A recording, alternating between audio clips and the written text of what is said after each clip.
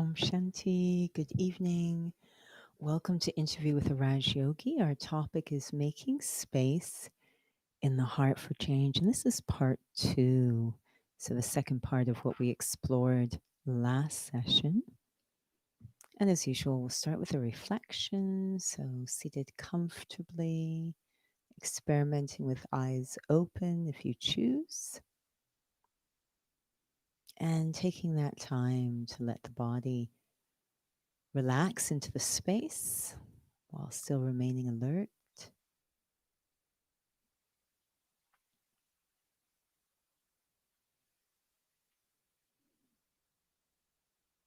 And it's amazing what can happen to our heart, not the physical heart, but the heart of I, the soul, that capacity to understand and be benevolent. Our hearts can become very cluttered,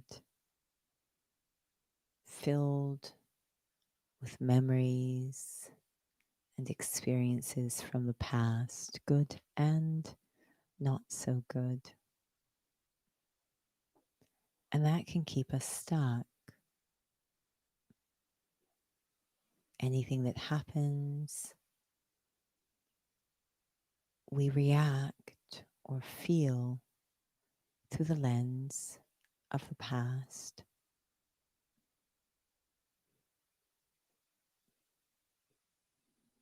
So the first step is perhaps creating space in the heart,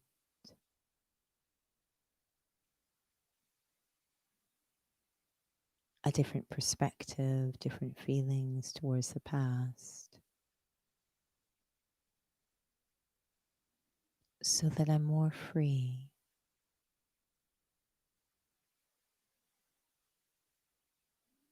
Free to accommodate what's happening now, not through the lens of the past, but through the lens of understanding, through the lens of truth.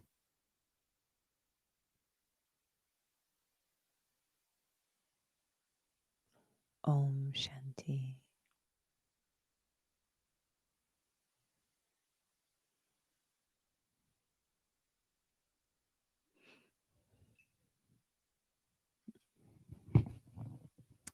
Om Shanti.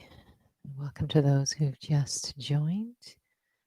And so, if you've just joined, just a reminder this evening's topic is part two of making space in the heart for change. And we'll be focusing this evening on more about that accommodation within. That was actually how we ended last session, which was very useful, actually. Perhaps maybe just sort of introducing the topic, but ultimately, which is why it was quite invaluable, is that you really can't accommodate anything out there if you can't accommodate yourself within. And so, just even during the reflection, I know that was shared about understanding, and perhaps maybe some examples came to mind. And it's external, but I was thinking more internal. Sometimes you're trying to explain something to someone, they're like, I don't want to listen. I don't want to try to understand. Mm. And so there must be a wall up. And sometimes it seems that can happen inside. So is there something that needs to happen before that then if you're trying to be able to resolve something that's going on inside? Too much noise going on. Can't seem to Mm-hmm. absorb anything. So much about Raj Yoga specifically is really before doing anything, setting the foundation. And the beauty of Raj Yoga, it really provides a profile of the self. It's a spiritual profile, which is so uplifting. It really does reveal the greatness of the human spirit and great faith in the soul. So what it's saying is that I, the soul, do want to understand. I do want to change. But there is a lot of stuff I've collected over time whilst being what we call body conscious or forgetting myself that will be shutting doors and interfering and having fear and denial and hurt. So it's not me per se, it's this baggage I've accumulated that's interfering. And by having that distinction, it's quite interesting. The term we use is Maya. And some say, isn't that just an excuse for not taking responsibility, that you're positing this idea? And actually, no, it's freeing us to take responsibility because it allows us to reconnect with our capacities and not define ourselves in a very limited way. So it's very important when we say consider yourself to be a soul first and then engage in this activity. It's really saying reconnect to those capacities of the self, and of course, reconnect to your relationship with the Supreme Soul, which will really empower us, and then address something. So we're addressing it from a completely different perspective. So we spend a lot of time just on setting the foundation. And I think it's really important. I heard something so beautiful today. It really touched me. It's like I literally was thinking, oh, God's children are so wonderful.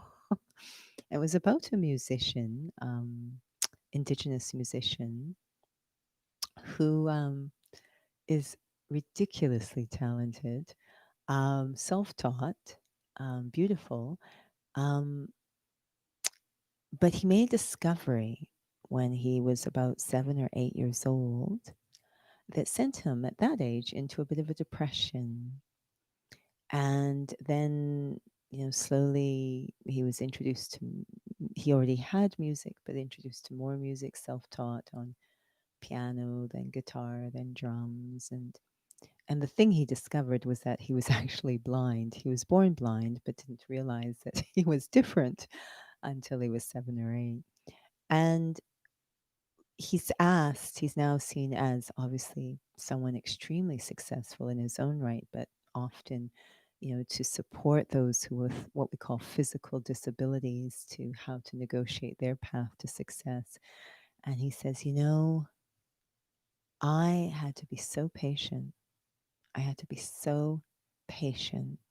I had to give myself so much time. He just kept stressing this over and over. I really, really, I mean, he's only 20, but so wise. He kept saying so much patience. Now, we actually all have disabilities. Spiritually speaking, we're quite crippled, actually. And we know that we can. It's just remarkable what that soul achieved. We know that we can um, restore our highest potential, very big heart. But we need to be very patient with that faith in the self, but also very, very patient, give ourselves time. So, what is that time being used for? Most of it is for creating that foundation, just really grasping the experience of being a soul, because that will make it much easier to create space in the heart, because that will clear away, that different perspective will clear away a lot of the baggage from the past. I know you had shared a few sessions that, we are all very unique and we never Mm-hmm. really know what's going on inside of each other, of how we're really endeavoring to experience being a soul. And so that's, it's quite interesting that phrase that is being used in the study of Rajyo, consider yourself to be a soul. Um, and while you were sharing, I was thinking so much about quality, quality, Mm-hmm. to have a very meaningful experience of that. And what would that look like, I suppose, if that's for lack of a better question? Mm-hmm. Because trying to do all these other sort of things, access other capacities, when even just the very practice of experiencing that Mm-hmm. can has its own hurdles as well. So lately, it's if you're listening here in Calgary, you'll know this. If not, it's okay. But there's been a lot of snowfall in southern Alberta and Calgary, and lots. And so out driving the car, this is going somewhere, um, the snow gets kind of in the tire well. So I was driving the car today and I could feel there was just a funny kind of glunk glunk kind of noise. And oh, okay, that's snow in the tire well. It's just clearing out. And I could feel the sensations of the car. So imagine that you're the driver in the car and you're feeling the sensations. That's already kind of interesting that we can. But to the point that I begin to feel I am the car. I know that sounds strange, but imagine that you begin to feel, because the sensations are so tangible, you begin to feel you are the car. And so I now feel I am the car. Not that I'm the driver in the car, but that it's my deep feeling, and it started because of the pull of the sensations. And so there comes a point you're not the car. You never are the car, but you feel like you are the car. So what we try to do then, for sanity's sake, is to restore the understanding or the experience at a sensory level that you are not the car, you're the driver in the car. And that's really what soul consciousness is. Because as long as I think I'm the car, the capacities I will have will be car capacities, not driver of the car capacities, but I'll only have the capacities that a car will have, which is quite limiting given what I'm built to do. So when I start to realize, okay, I'm the driver in the car, then those capacities start to come back of the driver. Similarly, the sensations of the physical have become so strong that we think we're the body. Like we really, like as you're sitting there now, feeling the pressure of the body into the chair, you probably think you're the body. It's pulling you. You think you are the body.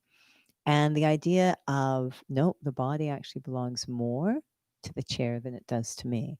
That sensory shift, very kinesthetic, concrete shift. Forget about the virtues, qualities, all of that. Just that basic kinesthetic, concrete shift is very challenging for us to think, okay, I'm not the body, I am the being in the body. I can say it, I can intellectually get it, but to feel it, to really, really feel it, seems to be a challenge. And fear is probably the number one thing stopping us. To me, that is what we're trying to do when we say equality, like having really quality effort. Again, we tend to go in and I am peaceful and I am light, but I haven't actually felt. And unfortunately, the most powerful example we give is when one is actually leaving the body. That's what we're trying to feel. When you actually do leave the body, you will definitely have the experience. Oh, I'm not the body, it's there. And here so, but can I have that experience before I leave the body? Is that happening? Because that's going to restore. Right now, I'm limited to the capacities of the body or the image that goes with the body. So the ego attachment, all of that. But if I can feel that, then the capacities of me, the soul, are naturally restored. So that very sensory experience of there's the body and then there's me. Has that happened? That quality of effort. You can really feel that's what Brahma Baba was doing by the types of drills that he had and the type of journaling that it was a very concrete kinesthetic thing he was doing is we say this incredible renunciation of really restoring that healthy consciousness. I'm not the car. So has that happened? Or do I just sort of theorize what it's about and try and jump ahead to virtues? It's interesting when you're sharing because we can feel that how much. I remember this when we have the Raja Yoga and You course about this analogy of the bank shot. Mm. Of, for those who've ever played pool and you're trying to hit the ball over there, but you've got a bunch of other balls in the way. And you could try to sort of go at it directly and try to knock the other balls are in its way, or you can do what we call a bank shot, which is indirect. You're hitting against the side of the table, the pool table, and you're still aiming for that ball, but it's indirect. And I often hear about that in terms of soul consciousness, trying to be able to gain these capacities. And in this case, this aspect of being able to accommodate myself. What is it in relation to that in terms of soul consciousness? Why is it that we can't access it until we are soul conscious? I think it's an ironic question in a way, but I can see souls like, no, I want to keep trying to go at it, Mhm. trying to go at it. And it's like something still hasn't really connected inside. Mhm. We're trying to do this endeavor when we're probably at our most compromised state, so that's certainly a challenge. But the experiences of the words I and my are incredibly powerful. They're two very small words, but they wield incredible power, and they can keep us stuck in a certain place, and we don't really dismiss, we kind of dismiss it, not realizing what's going on, but they have incredible power. So I think I'm the image, I think I'm this limited identity, and the word my is connected to value. It's a very interesting experiment to do, actually. The moment I put my in front of something, there's a value issue involved. Without my, there's no value. But the moment I put the word my, it's ridiculously powerful. So there's a car over there, and then it's my car. Just the word my changes everything. So we're really, because we're doing it at our weakest point spiritually, simply to have the power to override those powerful words is really a challenge. So this is why this very loveful relationship with Supreme Soul is so important. But again, accommodation means I have that kind of understanding to hold, sort of the layer, to know what's going to what I'm up against, what's going on, so that I can stay honest, but also really, if it feels like, oh my goodness, it's taking forever, I can accommodate the amount of time it's taking, which we call patience, because I have an understanding of what I'm dealing with. This is huge. To be able to shift those two words is massive. So I think to appreciate that, that's what, when I say I am a soul, I'm really shifting the experience behind the two most powerful words in our language, I and my, and it does take a little bit of time. What has your experience been like? I mean, because we learn in this study that we've gone through a journey, and I might have, I'm not sure if it was last time or maybe it was just actually a side conversation, but it's easy when you're standing on the outside watching someone else's evolution of their journey. And yeah, I understand where they're coming from because you're watching it all. When it comes to watching yourself, and you're like, Mm. oh yes, it's been a journey, and you make some big mistake of some sort, and you're ruminating through it.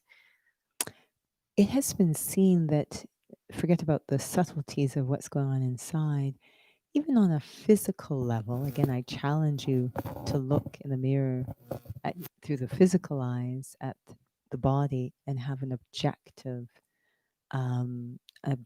perspective on the body. Our objectivity is blown at every level. There was a singer, lovely, lovely singer, and the way she would describe herself, she said, "Yes, my forehead looks like half of a grapefruit." And, you know, journalists would be shocked. I mean, lovely, models, all, but this is what she sees. Our objectivity is gone. So, to be able to get that objectivity on any level is a massive achievement. It's quite ironic that we can look at others and not have so-called blind spots. So we have the capacity to see. So why does it, as you say, get distorted like a fun house when I look at the self? And again, I, the soul, want to look at myself clearly, but these other aspects, this baggage is distorting. Ego does not want me to see. Attachment does not want me to see. So desire, so it's just literally distorting. We say, that desire is blind. Well, it really blinds the way we look at ourselves. So again, I have to appreciate that that's going on. And the more that I can keep going into the subtlety of being a soul, like really into that experience, the better my vision becomes. And actually, the less interested I am at looking at others, I'm far more interested at having a clear vision of myself. And I will say that having a clear vision of yourself is very connected to self trust. So when our vision is compromised, for better or worse, it really erodes self trust. I was just feeling when you were sharing what the question beforehand, before this one about you're just really feeling I'm not this body. I was reminded of that only when you were sharing right now. It feels like there needs to be a very clear experience of a distinction between me and this body and this image. Otherwise, it can just sort of get intellectual. Hmm. Yeah, we're again talking about the heart. So, and I know souls sometimes separate head and heart, which is interesting, but I do want it to get to the feeling level. So there isn't a separation really, or ideally there isn't. That when I say I'm a soul, we have separated it. That yes, I have it in my head, but I'm not feeling it. Ideally, we want them together. That I understand I'm a soul and I'm actually experiencing it as well. So if I'm trying to change what's going on in the heart, the emotions, etc., it has to start with a heartfelt experience of being a soul, not just a theory. So I don't even know if it's fair to say it's in my head, if because there isn't, there ideally in a healthy sense, there isn't a separation of head and heart. And so, of course, bringing this back to this aspect of making space in the heart for change. And whether you were studying Raj Yoga or whether you're not, there's always change that's happening. And that's why I was very touched actually with the last segment of last session about bringing this back to how do I deal with that within myself. And the other word that came up, and maybe it was the other interview on Thursday, I can't remember now, but I was thinking about purity Mm-hmm. actually, and was wondering for yourself during your journey in this study, as you were sharing that trying to be objective myself takes time. If it becomes sort of an accumulation of a sense of self, an accumulation of experience, and a clearing away of a lot of the rubbish that's going on inside, so that like a genuine acceptance that you've gone through a journey, a genuine acceptance to be able to see yourself with more objectivity starts to happen. Yeah, I think one of the most beautiful words, which has so many meanings, um, in English, and I assume it in it perhaps the word changes, but the meaning in every language is the word light, and it has so many beautiful meanings. So it's very often almost synonymous with spirituality. We even say, "I'm a point of light." And yes, there is physical light, but that's probably the last really powerful meaning of that word light when we're referring to the self. Light is connected to purity. So, very often when we are drawing a symbol for purity, we use a light color like white because light and purity are very connected. But also the idea of being very light, that is not being heavy or burdened or labored, which I think has a lot to do with this topic actually. How to stay really light. The heavier I get, um, the more, if you will, labored or intense I get. The odds are that there isn't a lot of space in the heart. The heart's shutting down. When it's light, it's very easy. Things flow very easily. You can really accommodate a lot, accept a lot. And so, as I experience myself to be a soul, we call that actually the third eye of knowledge. As I experience myself to be a soul, I'm less, I have such a big perspective. Like I'm able to be very light about things. And that to me is a sign really that I am progressing spiritually, is that I get more and more light. So it will show up as able to accommodate more and more. And the most fascinating is when I become more and more light about myself. And we even will say entertained. So, I've always found it really, ego makes one so heavy, very sensitive, very reactive, very heavy, very melodramatic. And, so that when things happen, immediately there's emotional upheaval.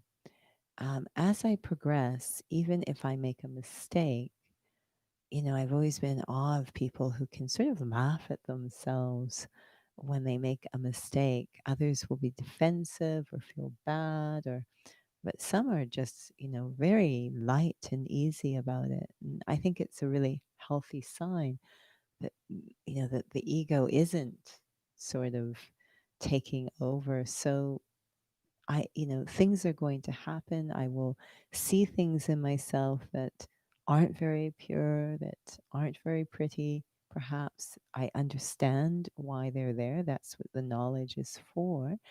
And through the practice of soul consciousness, that perspective is so big that I can even be entertained by myself. Um, be able to move through things in a light way, things that I see within myself. I heard so many times people say, I don't want to meditate. I don't because I don't want to look at myself. And I think that's that might be true. And it's a fascinating statement that one would not want to look at themselves. There is absolutely zero space in the heart to accommodate the self. And because there should be no problem. We should have such love for ourselves. When little children make a mistake, we keep loving them. We can accommodate their mistakes because of their purity and their sweetness and our faith in them and the our love. And so, the fact that we've soul consciousness and God consciousness will restore that capacity to have very good feelings or pure feelings for myself, so I can hold the, if you will, the ugly parts of myself and not be afraid of them. I can hold them. And that's really, it's only by holding them in such a understanding way that transformation, again, so much faith in the human spirit, so much faith in the self. And this is a huge part of Raj Yoga. When we say we are a soul, we also get to know the story of this, have this big understanding of the self, which we call making the heart broad. And so that I start to develop that love for the self. So I'm not afraid to look at myself. I'm actually really wanting to look and benefit the self because I know I'm not going to see what's wrong. I'm going to nurture what's right and understand what happened. So again, really healing the relationship with the self so that I can accommodate. I'm not afraid to look at myself. I know everyone's timing is different for that. And I remember when I was younger, much younger in the study, and I would hear Tanya, which is another student in this study, and Judy said, "Oh, Nora, just be I light." just want to do this so badly. It just looks like it wants to drink. That's part Sorry. of being light. You Mm. notice that? And anyways, they would joke and say, no, they weren't joke. They would say, you should just be light about things. I'm like, Mhm. that is an accumulation of power. I always tell Mm. them. But the reason I'm bringing that up, I was wondering if you can recall if you noticed yourself Mm. when your responses would change to be more light about yourself. It is such an evolution. I would 2000% attribute the change in terms of the dynamics of the self to Raj Yoga, the study of Raj Yoga. Um, and I can see there's so much more that can be done. Um, but yes, I would start to. I mean, that's something that we like to do in this study. You can call it chart or journal, but we like to assess. We talk about profit or what I've gained through this study. And ideally, notice, just like in any other art or study, notice where the fragile spots are and try to strengthen those. So knowing, okay, this seems to be an area, and see, have I progressed in that area? And it seems like it takes a very long time. Some things it's very easy, quick to progress in, but others it's like, oh my goodness. And so definitely I can see, but whatever little minuscule progress there has been, I would attribute it to the study, completely to the study of Raj Yoga. I actually don't know how you would do it without a spiritual practice, the stuff that we're talking about, this inner change. But yes, there's definitely been changes, and I think, we had a beautiful lesson the other day of, to maintain equanimity, to not react in the face of not just defamation, but praise, not just sorrow, but happiness, to stay in this very stable, healthy place. And that's such a high sign of spiritual strength and spiritual health. So we're always looking for these. And the irony is that, you feel that you're reaching, and then, of course, drama is perfect in bringing along a really big exam, which is normal in any study, right? And you say, oh, okay, we've got a lot of work to do here. And so we're entertained by ourselves and go, oh, all right, yeah. So that's good. That's good. That's a sign, we say that's a sign of progress. When you get a big test, it means you are worthy of the big test. You might get smushed by the big test the first time, but at least it was a good rehearsal. So I know what I need to work on. So when you were sharing, we do have context of knowledge that helps us to stay light. Hmm. But eventually, for those who may or may not have taken the course, we're changing things at such a core level, Mm. at the level of habits. So loosely using the word habits in place of sanskars, so that I return back to my original innate sense of self. But at that point in time, then the knowledge isn't needed. Mm. So is the knowledge sort of a holding place in that sense until, just as a means to be able to see things in a much more neutral way until these buttons inside actually become dissolved? Hmm. So we call that state where the buttons are dissolved, we call that our pure state. And knowledge is a placeholder for purity until we get our purity back. So, yes, it is, if you will, the currency of purity until it's within the self.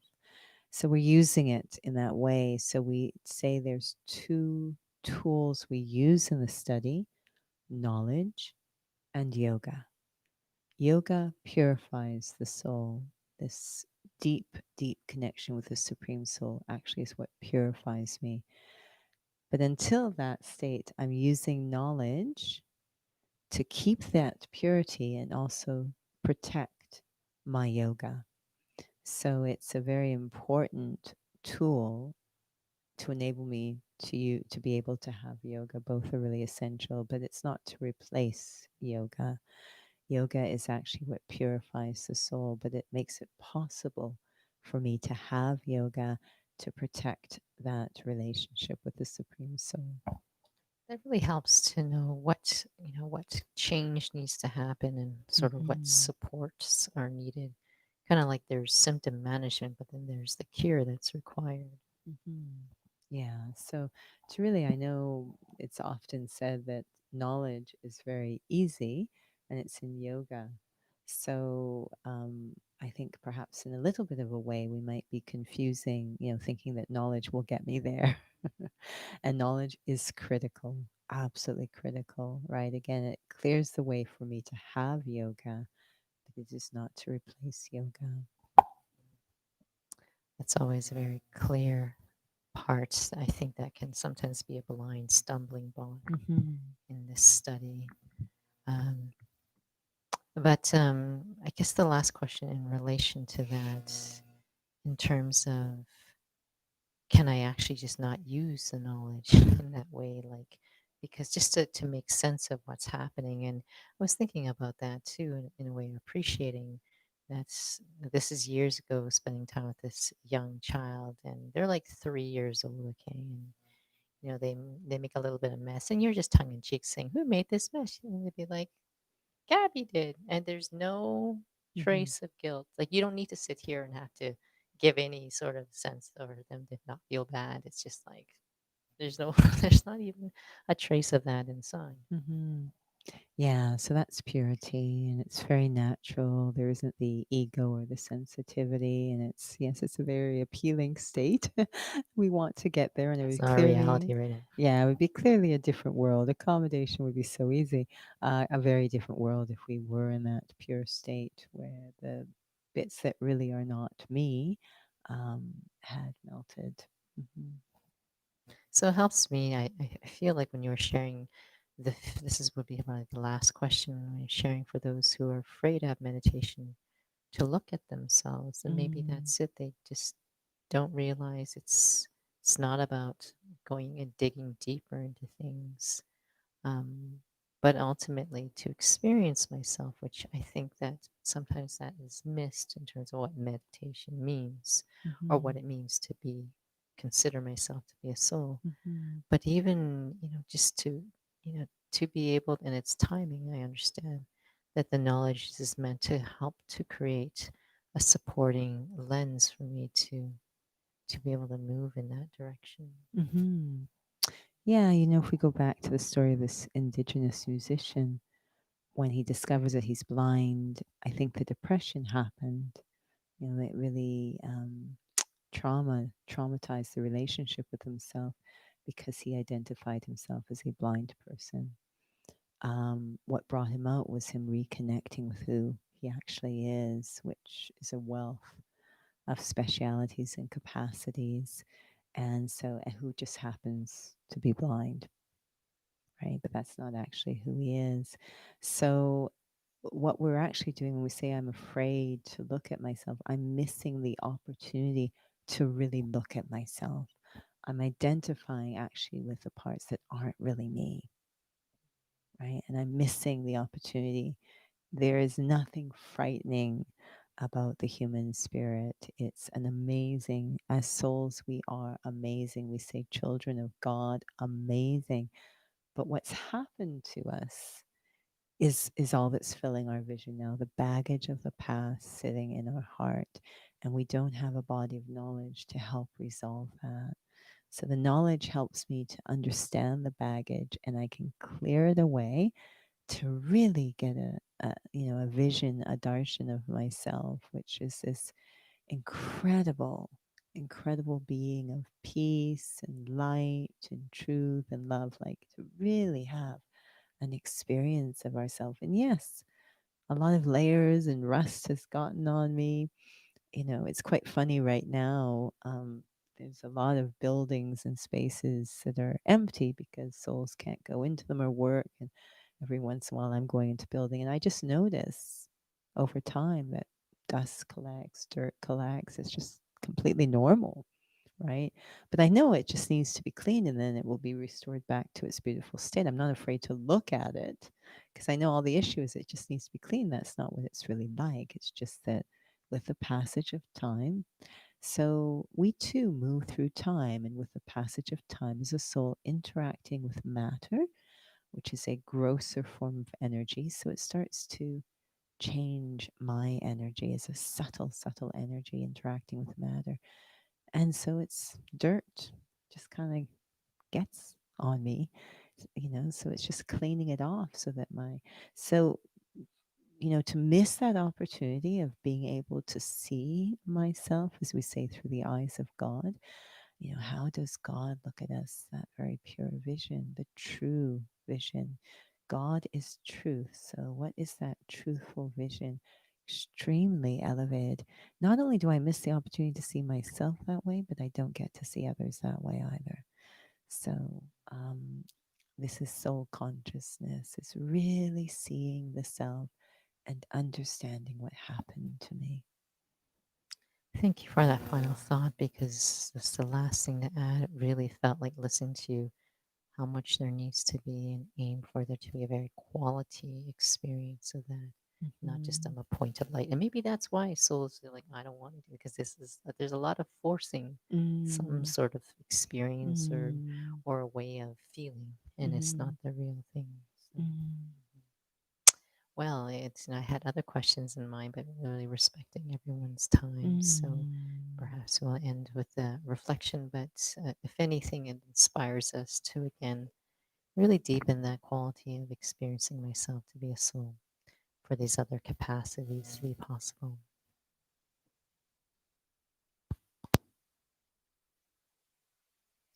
I sit here with a very open mind, a mind that is free from the beliefs I may have collected as I move through time. An open mind allows me to undergo a bit of a heart operation, a changing of the heart or a healing of the heart, a heart that can deeply understand the beauty of the self, I, the soul, the specialities, the capacities as a child of God, the Supreme Soul, the intrinsic goodness of the soul, and also what pressures have been exerted on me such that I disconnected from the greatness of the self. Such a compassionate, understanding vision that will unstick me, allow me to move forward with a very big heart towards the self, always believing in the self, always having faith, never afraid, never doubting, but completely understanding when emotions flare or reactions happen. I know I need to transform, but not through violence, through accommodating, understanding, and deeply maintaining a connection with the truth. Om Shanti.